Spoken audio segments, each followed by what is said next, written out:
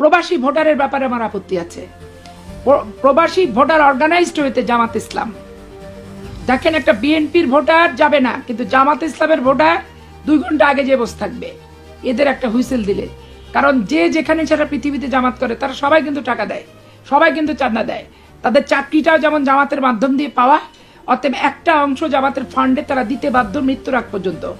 সে মরে গেলে তার ছেলে দেবে, তার ছেলে ভুক্তভোগী। স্বাভাবিক কারণে ওরা তো কর্মী হিসেবে বেতন পায়, সবাই কর্মচারী হিসেবে, কর্মী হিসেবে বেতন পায় না, কর্মচারী হিসেবে বেতন পায়। পার্টির কর্মীদের তো বেতন দিয়ে টাকা দিয়ে মূল্যায়ন করা সম্ভবপর না। এদের প্রত্যেকে কর্মী না, কর্মচারী। এবং তাদের প্রতিদিনের যে কর্মসূচি থাকে, বাড়ি বাড়ি যাওয়া, তারপরে তাফসির করা, মানুষকে কোরআন দিয়ে শপথ করানো, জামাত ইসলামকে ভোট না দিলে হাবিয়া দোজক পাবা, দাঁড়িপাল্লায় ভোট দিলে জান্নাত পাবা, এই যে খারাপ খারাপ কথাগুলো বাড়িতে বাড়িতে বাড়িতে বাড়িতে যে ননসেন্স করে বেড়ায় জামাত ইসলাম, নোংরামি করে বেড়ায়, এতে একবারে আমি নিশ্চিত যে প্রবাসী ভোটারদের ভোট করতে গেলে এখানে সবচেয়ে বেশি বেনিফিশিয়ারি হবে এই জামাত ইসলাম। এবং জামাত ইসলামকেই, যার কারণে সরকার ছলে বলে কৌশলে পিআর পদ্ধতি ছাড়া নির্বাচনের পদ্ধতিতে ওদেরকে কোনো প্রকার মানে অর্ধেক তো দূরের কথা, কোয়ার্টার ভোটও বিএনপির সাথে টিকছে না, তখন এই পদ্ধতিগুলো এই সরকার বাতলাচ্ছে।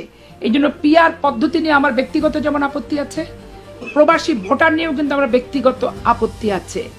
শুধু রাষ্ট্রের জন্য কি প্রবাসীরা টাকা পাঠায়? তার পরিবারের জন্য পাঠায় না? সন্তানের জন্য পাঠায় না? বাবা মায়ের জন্য পাঠায় না? এটা তো চিন্তা করতে হবে যে শুধু রাষ্ট্রের জন্য রেমিটেন্স দিলাম, রেমিটেন্স যোদ্ধা। কারণ তুমি তোমার পরিবারের যোদ্ধা না? তোমার পরিবার ধার করে দেনা করে সুদে টাকা নিয়ে সম্পত্তি বেচে তোমাকে বিদেশে পাঠিয়েছে কি জন্য? সুখের মুখ দেখার জন্য। তো তোমার পরিবারের প্রতি তুমি দায়িত্ব পালন করছো, সেটা রাষ্ট্রের জন্য লাভবান হচ্ছে। তো সেইটা নিয়ে এত ভোটার হতে হবে, একবারে ভোট দিতে হবে, এইটা তো হাইব্রিড। এই যে হাইব্রিডদের অনুপ্রবেশ ভোটার হিসেবে কেন হবে?